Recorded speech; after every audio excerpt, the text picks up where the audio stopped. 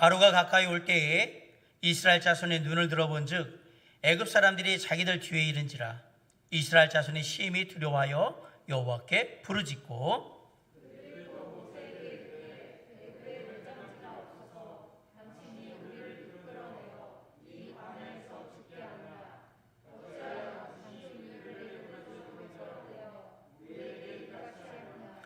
우리가 애굽에서 당신에게 이른 말이 이것이 아니냐.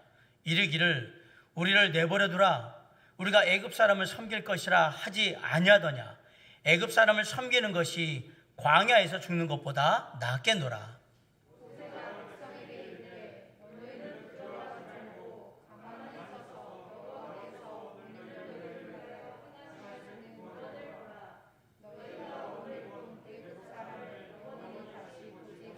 다 같이 14절. 여호와께서 너희를 위하여 싸우시리니 너희는 가만히 있을지니라. 아멘. 사랑과 배 한 척이 있었는데 화물선이었습니다. 그런데 이 배는 그 어느 나라에서도 자기네 나라 항구에 들어오기를 원하지 않는 배였습니다. 동남아시아의 각국을 돌아다니기도 했고요. 버뮤다 제도에 있는 그런 나라들을 돌아다니기도 했고, 도미니카, 온두라스 이런 남미에 있는 나라들도 다 돌아보기도 했어요. 그런데 모든 나라들이 이 화물선이 들어오는 것을, 입항하는 것을 다 거절을 했어요. 문제는 이 배 자체가 아니었습니다. 이 배는 비록 조금은 노기스럽고 때는 꼈지만 화물선으로서는 얼마든지 쓸만한 그런 좋은 배였습니다. 세금도 다 납부를 한 그런 배입니다. 선원들도 모든 자격을 갖추고 있는 그러한 좋은 선원들이 있는 배였습니다. 이 배 자체에는 문제가 없습니다. 그런데 이 문제 없는 배가 몇 년 동안을 바다를 떠돌면서 공해상에서 어느 나라에도 들어가지 못하고 그렇게 떠돌고 있는 거예요. 그럼 이 배가 수년 동안 그렇게 공해상을 떠돌 수밖에 없었던 이유가 뭐냐? 이 배에 실린 물건 때문에 그렇습니다. 그럼 이 배에는 과연 무엇이 실려 있었을까요? 폐기물, 쓰레기가 실려 있었던 겁니다. 이 배는 1986년에 여름에 미국 필라델피아에서 시에 있던 환경미화원들이 파업을 하면서 쓰레기가 넘쳐나니까 치우지를 못하고 그런 상황에서 이제 계속 쓰레기가 썩어가니까 어떤 한 업자가 그 당시에 이제 얘기한 거예요. 비싸게 이 쓰레기를 사서 화물에 싣고 그리고 못 사는 나라, 가난한 나라에 가서 이거 싸게 팔면 엄청난 이윤을 볼 수 있다라고 해서 이 얘기를 들은 이제 업자가 그렇게 하면 되겠구나 라고 해서 배를 수소문했고요. 그리고 그 배에다가 이 쓰레기를 다 실은 거예요. 15만 톤이나 되는 쓰레기를 실었어요. 그리고 나서 이제 이거를 다른 나라에다가 버리려고 했던 거예요. 그런데 그 어느 나라도 이 쓰레기가 들어오는 배를 맞으려고 한 게 아니에요. 시간이 지나면서 이 쓰레기는 계속해서 썩어가고 더 안 좋은 상태가 됐겠죠. 버릴 나라를 찾지 못하니까 계속해서 공해상을 떠돌면서 그렇게 하다가 처음에 생각했던 이유는커녕 엄청난 손해를 보고도 해결하지 못하면서 계속해서 공해상에 떠도는 그런 배가 되어버렸던 겁니다. 세상에 그 어떤 사람도 옛날 것, 옛것 중에서도 쓸모없는 구닥다리는 갖고 있기를 원하지 않습니다. 내가 구닥다리 옛날 것을 가지고 있으면 사람들이 나를 좋아하지를 않습니다. 나 때문에가 아니라 내가 가지고 있는 구닥다리 때문에 나를 원하지 않는다라는 얘기입니다. 오늘 출애굽기 14장에 보면 이스라엘 백성들이 홍해를 건너기 직전의 모습이 지금 나오고 있습니다. 이스라엘 백성들 앞에 지금 홍해가 가로막혀 있고 애굽의 바로왕의 군대가 뒤를 지금 쫓아와 있는 상황이에요. 그럼에도 불구하고 마침내는 홍해를 건너서 광야로 나아갔고요. 가나안까지 들어가게 됩니다. 그러나 이렇게 가나안까지 들어가는 그 많은 과정 속에서 수많은 장애물과 걸림돌이 있었습니다. 특별히 지금은 홍해라는 장애물, 그 다음에 바로의 군대라는 그러한 장애물, 그 다음에 홍해를 건너가 났을 때는 광야에서의 삶이라는 그런 장애물, 그리고 주변에 족속들이 있었던 가나안의 정복의 그 장애물, 여러 가지가 있는데 그런 외적인 장애물들뿐만 아니라 내부적인 걸림돌도 있었거든요. 뭘까요? 두려움입니다. 솔직히 이런 상황에서는 가장 두려운 게 내부의 적입니다. 내부의 적. 두려움이라는 내부의 걸림돌이 더 큰 문제가 될 수 있다는 얘기예요. 사람들이 무슨 일을 할 때마다 막 방해를 받는다, 걸림돌이 생긴다 그러면 항상 불평하고 원망하게 되겠죠. 그런데 자세히 살펴보면 그런 모든 불평과 원망의 방해물이 생기는 이유 중에 하나가 뭐냐? 그게 내 안에 있다라는 사실이에요. 앞을 가로막고 있는 홍해도, 그리고 뒤쫓아오는 애굽의 바로의 군대들도, 그리고 광야에서 겪게 되는 배고픔과 고기를 먹고 싶은 그 마음도, 타는 목마름도 모두 이스라엘 백성들에게는 걸림돌이 아니라 해결해야 되는 문제였던 겁니다. 오늘 본문 14장 10절에 보면 바로가 가까이 올 때에 라고 말하면서 시작을 하고 있어요. 애굽의 왕 바로가 바짝 뒤를 쫓아온 것입니다. 그러자 이스라엘 백성들은 뒤를 바라보면서 자포자기하고 과거로 돌아가려고 지금 하고 있습니다. 세상의 힘이 엄습하면 두려움이 밀려오게 되는 겁니다. 그러나 이런 어려움을 무릅쓰고 현실을 무릅쓰고라도 홍해는 건너야만 하는 거예요. 자, 반대로 애굽의 바로 왕의 군대가 이스라엘 백성들을 쫓아오지 않았다라면 과연 이스라엘 백성들은 홍해를 건넜을까요? 저는 아마 홍해 건널 생각은 전혀 안 했을 거라고 생각을 합니다. 모세가 아무리 건너가자고 해도 뭐하러 그 무섭고 시퍼런 물을 이렇게 건너가려고 하느냐? 하나님이 열어주실 거야. 아니, 나는 안 믿어. 아무것도 없이 우리가 이렇게 잘 지낼 수 있으면 여기서 그냥 살면 되지 왜 건너갈까? 해변에 돗자리 깔고 세워라 내워라 하면서 성세하라면서 그냥 거기 있었을 거라고 저는 생각합니다. 때때로 우리는 세상의 힘 때문에 앞으로 나아가는 경우도 있는 겁니다. 그렇게 보면 세상의 악함이라는 게 다 우리에게 나쁜 것만은 아니에요. 때로는 우리에게 신앙의 진보를 이룰 수 있도록 그렇게 우리를 밀어내는 그런 힘이 그곳에 있는 것을 우리가 보게 됩니다. 애굽의 왕 바로가 가까이 오자 이스라엘 백성들이 하나님께 부르짖었습니다. 우리 10절 한번 다 같이 한번 읽어볼까요? 자, 시작. 바로가 가까이 올 때에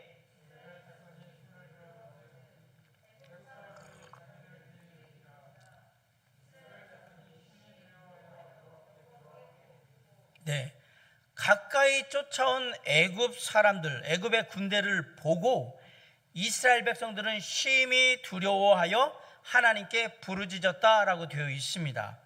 뒤에 적이 쫓아오니까 그제서야 하나님께 부르짖은 거예요. 적들이 눈에 보이니까 두려워하기 시작했습니다. 이런 어려움이 없었다면 두려워하지도 않았을 것이고 하나님께 부르짖지도 않았을 겁니다. 두려워하지 말라는 말씀이 구약에는 107회, 신약에는 42회가 등장을 합니다.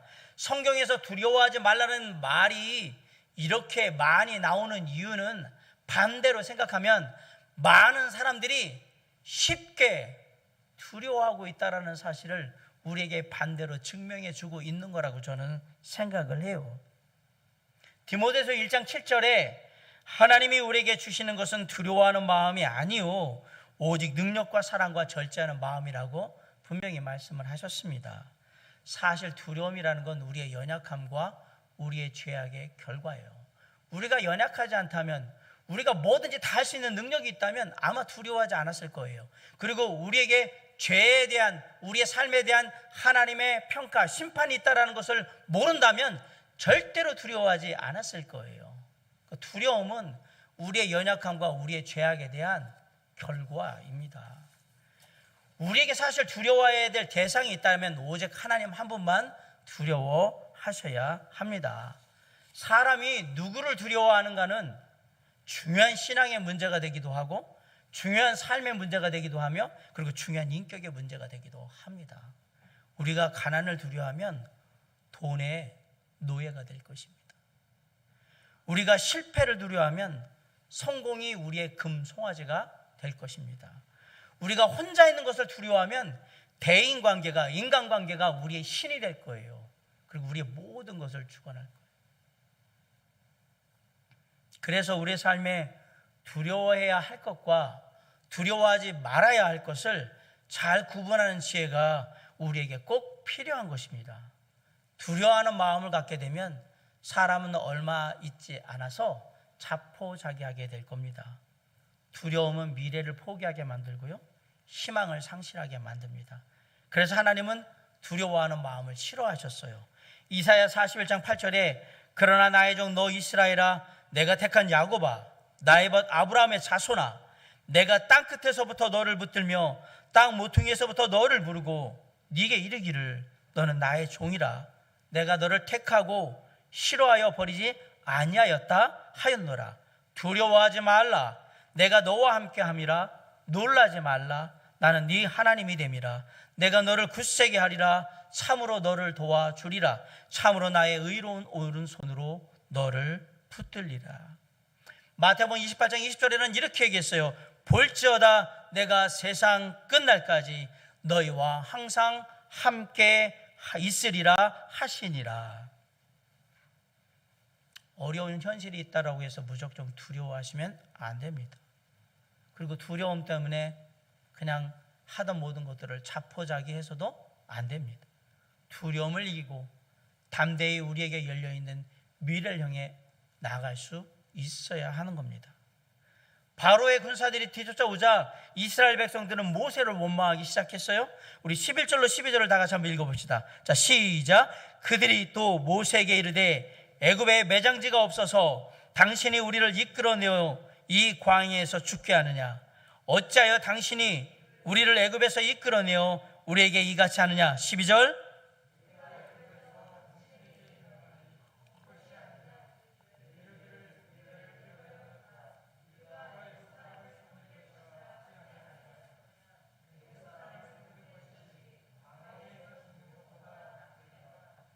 (11절로) (12절) 말이 무슨 말입니까?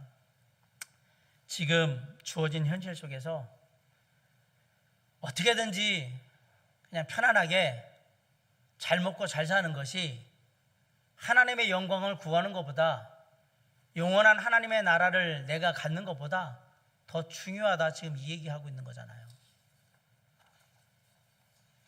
지금 당장 배가 부르고 마음이 편해야 뭐 영혼의 구원을 생각하고 하나님의 의를 생각하고 하나님의 뜻을 생각할 여유가 있지.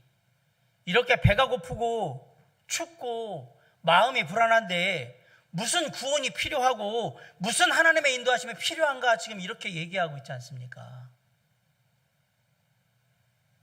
이렇게 되면 주어진 현실에 감사는 하나도 없는 겁니다. 다 원망스럽고 다 불평이 되는 겁니다. 미국의 수도사이자 문필가였던 토머스 머튼이라는 사람이 이런 말을 했어요. 감사와 배은망덕 사이에 중간지대는 없다. 감사하지 않는 사람은 모든 것에 불평하기 시작한다. 원망과 불평은 망하는 사람들의 베프, 가장 친한 친구입니다. 많은 사람들은 하나님의 구원이라는 크고 놀라우신 은혜를 감사하기보다 내 삶의 작은 부족함 때문에 원망하거나 불평합니다. 이게 본래 인간의 본성입니다. 감사가 작아지면 불평이 커지게 되게 있고, 감사가 커지면 불평은 도리어 작아지게 되는 것입니다. 사람들은 보통 높은 산에 걸려 넘어지지 않습니다. 뭐에 걸려 넘어집니까?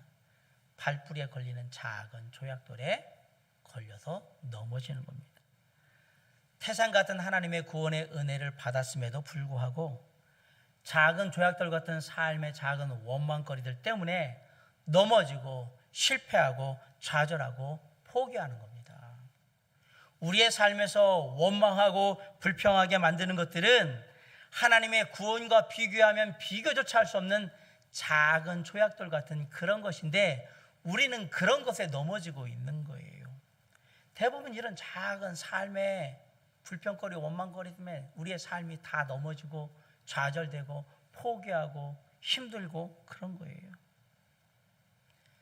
과거에 있었던 일들을 생각하는 걸 멈추지 않으면 현재의 것들을 즐길 수가 없어요. 현재의 것들을 즐기지 못하면 미래를 향해 나아가지도 못합니다. 그래서 될 수 있으면 안 좋은 과거나 부정적인 과거는 빨리 잊어버리고 과거에 집착하는 마음도 빨리 버려야 하는 겁니다. 그렇지 않으면 지금 우리에게 주어진 현재가 불투명하게 되고 그리고 불평거리가 되며 결국은 이것이 미래를 포기하게 되는 그러한 결과를 낳기 때문에 그렇습니다. 사도 바울이 고린도전서 10장 10절로 11절에서 이렇게 말했습니다. 그들 가운데 어떤 사람들이 원망하다가 멸망시키는 자에게 멸망하였나니 너희는 그들과 같이 원망하지 말라. 그들에게 일어난 이런 일은 본보기가 되고 또한 말세를 만난 우리를 깨우치기 위하여 기록되었느니라. 그러니까 너희는 그렇게 하지 말라라고 권면하고 있어요. 이스라엘 백성들의 원망과 불평의 결과가 무엇인지 여러분 아십니까? 그들은 결국 하나님의 약속의 땅 가나안에 들어가지 못했습니다. 약속의 땅 가나안은 원망과 불평과는 어울리지 않는 곳이었던 것입니다. 마찬가지로 원망과 불평은 하나님을 믿는 하나님의 자녀들의 삶에 어울리지 않습니다. 솔직히 남에게 불평을 하거나 원망을 하는 이런 것들은 나의 어리석음을 나타내는 것뿐이에요. 시간적으로나 정신적으로 절대 과거로 돌아가서 과거에 집착해서 현재를 원망하거나 불평해서는 안 된다라는 사실이에요. 비록 코로나19라는 어려운 상황 가운데 있어도 과거에 옛날엔 이랬는데 라고 하면서 지금을 불평하거나 원망해서는 안 된다라는 사실이에요. 과거는 돌아가고 싶다고 해서 돌아갈 수 있는 곳이 절대 아닙니다. 과거는 현재와 미래를 위한 교훈을 삼을 뿐입니다. 원망과 불평으로 과거로 돌아가려고 할 때에 우리에게 주어진 현실은 더욱더 암담하고 어렵고 힘들어지게 될 것입니다. 이런 원망과 불평이 없어져야만 주어진 현실에 우리가 충실하고 주어진 현실을 극복할 수 있으며 더 나은 미래를 향해서 앞으로 나아갈 수 있는 것입니다. 모세는 이스라엘 백성들에게 두려워하지 말라라고 지금 권면하고 있어요. 우리 13절 다 같이 한번 읽어봅시다. 시작. 모세가 백성에게 이르되 너희는 두려워하지 말고 가만히 서서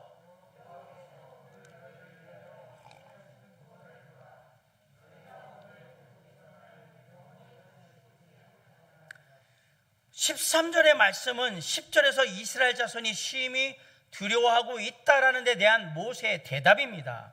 백성들이 두려워하고 있을 때 모세는 뭐라고 얘기했느냐? 두려워하지 말라라고 분명히 얘기하고 있습니다. 이스라엘 백성들은 애굽 사람들, 애굽의 군대가 가까이 이른 것을 직접 눈으로 보았기 때문에 두려워하고 있었어요. 그러자 모세는 애굽 사람들이 가까이 온 것을 보지 말고 여호와께서 오늘 너희를 위하여 행하시는 구원을 보라 라고 얘기를 한 거예요. 애굽 사람들을 보지 말고 하나님을 보라고 얘기를 한 거예요. 코로나19를 보지 말고 그거보다 더 크신 하나님을 보라라고 지금 얘기를 하는 거예요. 더 나아가서 모세가 뭐라고 했냐면 너희가 오늘 본 애굽 사람을 영원히 다시 보지 못하리라. 어떻게 된다는 얘기입니까? 이 애굽 사람들 다 죽게 될 거란 얘기를 하고 있는 겁니다. 영원히 못 본다.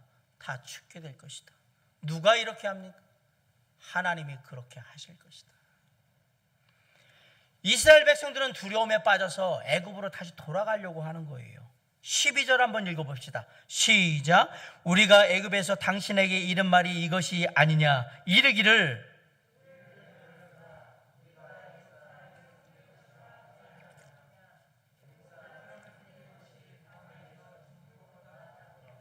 네, 모세는 다시 과거 애굽의 노예 생활로 돌아가려고 하는 이스라엘 백성들을 그렇게 하면 안 된다고 지금 설득하고 있는 거예요.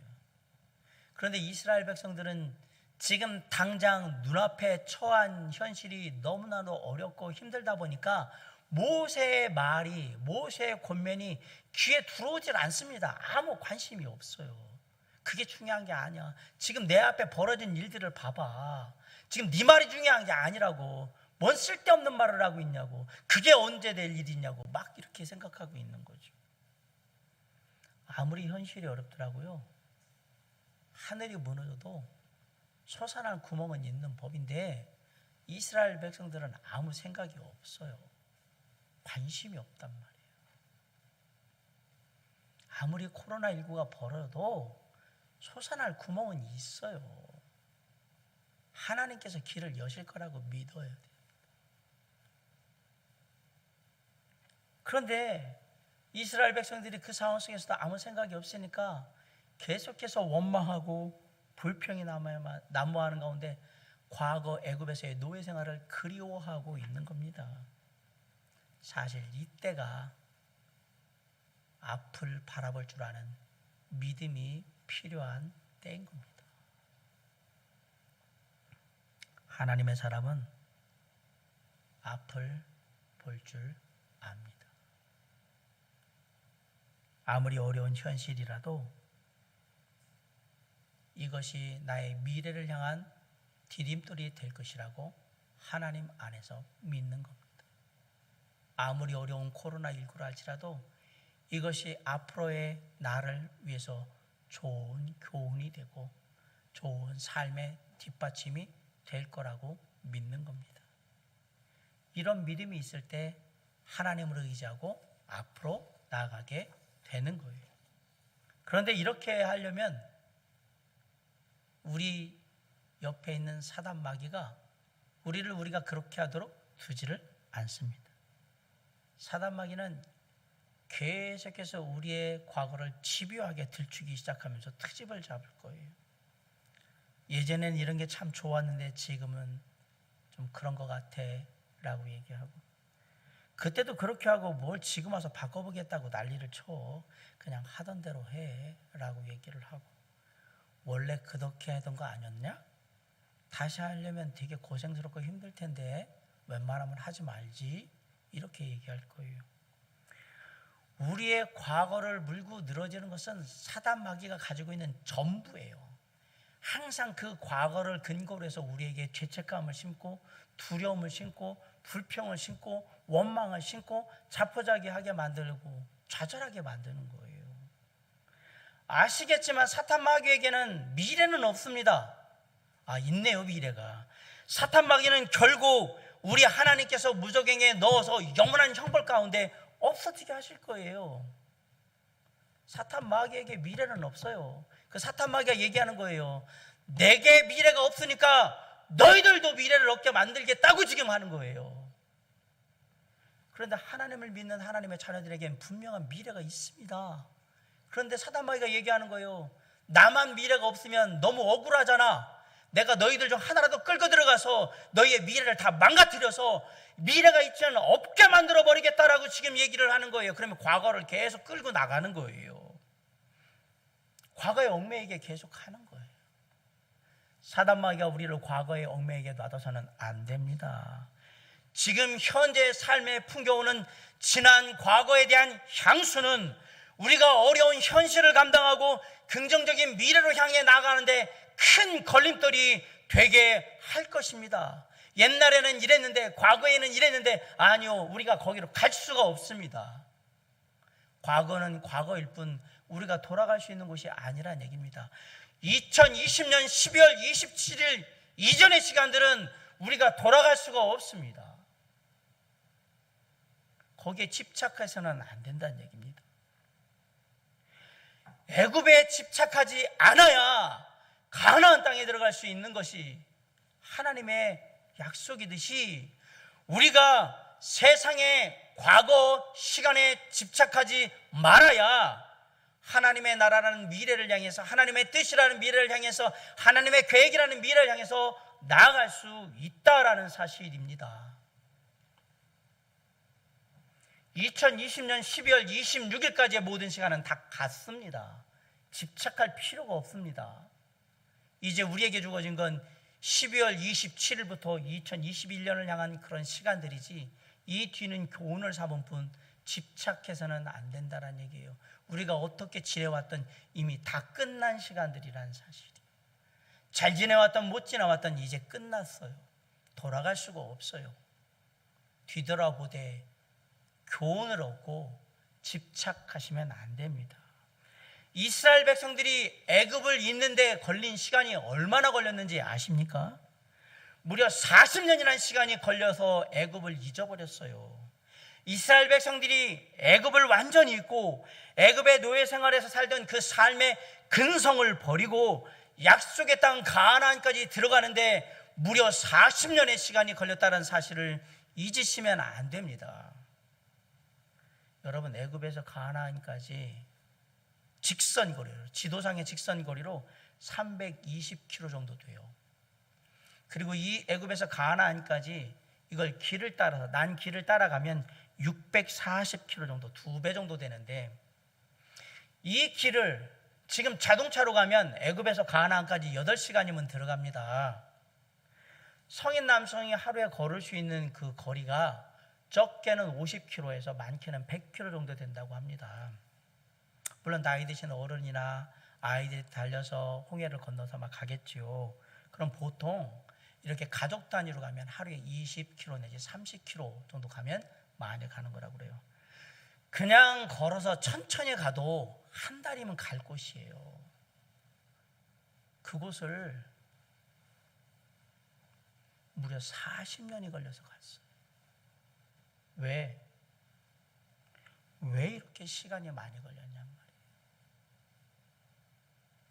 이스라엘 백성들이 과거 애굽을 잊어버리고 뒤로 하는데 무려 40년의 시간이 걸린 겁니다.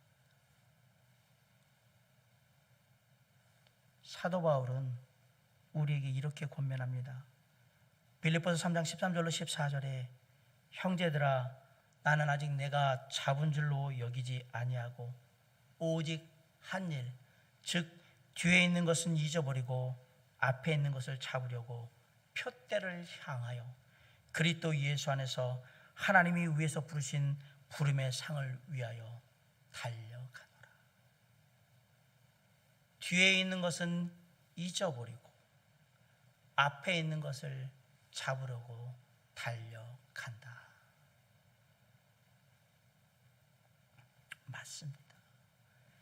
뒤에 있는 것을 잊어버려야 앞에 있는 것을 잡을 수 있도록 달려갈 수 있는 거예요. 앞을 향해 나아가기 위한 필수 불가결한 전제 조건이 뭐냐? 뒤에 있는 것을 잊어버려야 돼요. 과거를 끊어야, 과거라는 고무줄이, 밧줄이 매여 있으면 이걸 끊어야 앞으로 갈 수 있다라는 얘기예요. 과거를 벗어나지 못하고 과거에 살았던 삶과 똑같은 삶을 살면서 지금 다른 결과가 나오기를 기대한다면 이건 말이 안 되는 얘기입니다. 과거에서 벗어나지도 못했어. 과거에 내가 살았던 삶을 똑같이 살아요. 그러면서 지금 결과는 과거하고 다르게 나오길 기대한다는 게 이게 상식적으로 말이 되느냐라는 얘기입니다. 비록 현실이 어려워서 자꾸 잘 나가던 과거를 회상할 수 있습니다. 그러나 그 과거의 회상은 잠깐의 회상으로 끝나야지 계속해서 삶의 과거의 회상에 젖어 있고 그 과거의 회상을 끌고 오는 것은 정상적인 그리스도인의 삶을 앞으로 이어가는데 큰 걸림돌이 되게 될 것입니다. 하나님의 사람은 언제 어느 상황에서도 항상 하나님 안에서 긍정적인 미래를 향해서 나아가고 또 나아가는 그런 삶을 살아야 하는 겁니다. 예레미야 29장 11절에 여호와의 말씀이니라 너희를 향한 나의 생각을 내가 아나니 평안이요 재앙이 아니니라 너희에게 미래와 희망을 주는 것이니라. 우리를 향한 하나님의 생각이 뭐라고요? 우리에게 미래와 희망을 주는 것이다. 평안을 주는 것이다. 과거는 과거일 뿐 미래가 될 수 없습니다. 마찬가지로 비록 어렵고 힘든 현실이지만 이 현실이 계속되어 미래가 되는 것도 아닙니다. 미래는 바뀝니다. 우리가 지금 당하고 있는 코로나19라는 어렵고 힘든 현실이 우리가 어떻게 믿음으로 반응하느냐에 따라서 미래의 다른 모습으로 우리에게 얼마든지 올 수 있다라고 지금 얘기하고 있는 것입니다. 오늘의 생각이 내일의 행동을 낳기 때문에 그렇습니다. 내일을 위해서 과거를 버리시기 바랍니다. 내일을 위해서 오늘 하루를 충실하게 사시기 바랍니다. 지금 현재 눈앞에 다가온 삶의 어려움과 고통 때문에 하나님의 구원의 은혜를 잊는 그러한 실수를 범하지 마시기 바랍니다. 어렵고 힘든 현실 때문에 과거로 돌아가서는 안 됩니다. 현재 우리가 당하는 고난은 장차 올 놀라운 영광과 비교도 되지 않는다라고 분명히 하나님께서 우리에게 말씀하셨어요.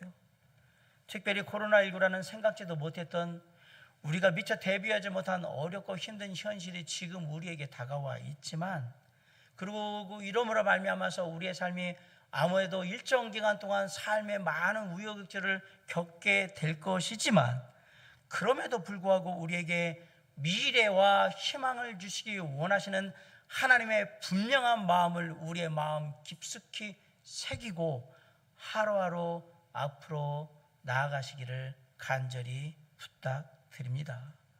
그 마음을 가지고 하루하루 걸어간다면 마침내 하나님이 약속하신 미래, 하나님이 우리에게 허락하시는 희망, 우리의 영적인 가나안에 입성하게 되는 놀라운 때를 우리가 맞이하게 될 것입니다. 사랑하는 성도 여러분, 이 말씀으로 저는 설교를 마치려고 합니다. 이미 내 것이 아닌 과거에 집착하지 마시기 바랍니다. 이미 내 것이 아닌 과거로 돌아가려고 하지도 마시기 바랍니다. 우리 앞에 놓인 어렵고 힘든 현실을 하나님을 향한 믿음으로 기꺼이 감내하면서 하나님이 우리에게 주시고자 하는 미래와 희망에 대한 생각을 굳건히 하고 오늘도 힘차게 앞으로 한 걸음 한 걸음 나아가면 우리 앞을 가로막고 있는 홍해도 건너게 될 것이고, 우리를 뒤쫓아오는 애굽의 바로의 군사들도 하나님이 처리해 주실 것이며, 광야를 건너서 마침내 우리에게 약속하신 영적인 가나안에 들어갈 수 있음을 확신하고 오늘도 주님과 함께 동행함으로 말미암아 승리하는, 그리고 다가오는 2021년 새해를 준비하는 저와 여러분이 될 수 있기를 주님의 이름으로 간절히 축원합니다. 기도하시겠습니다.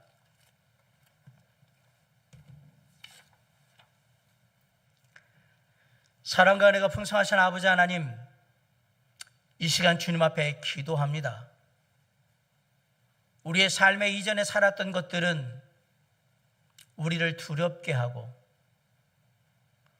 우리의 삶을 자포자기하게 하며 옛날에 좋았던 때를 생각하게 하고 거기에 집착하게 만들 것입니다.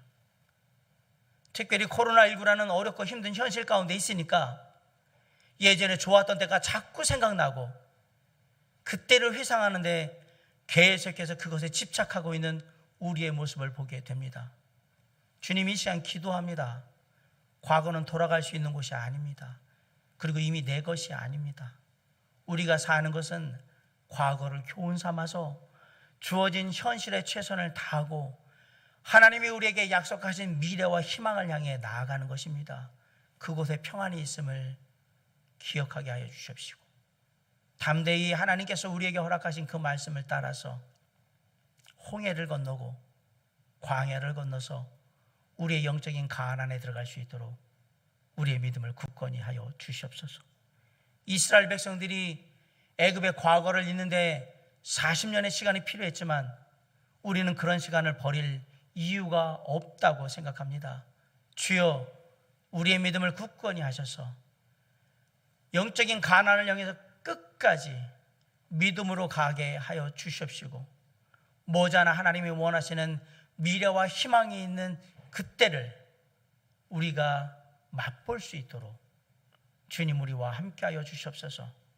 사랑하는 성도들이 이제 2020년을 뒤로 하고 다가오는 2021년을 향해서 오늘 말씀을 교훈 삼아서 앞으로 나아갈 수 있도록 해주셨소.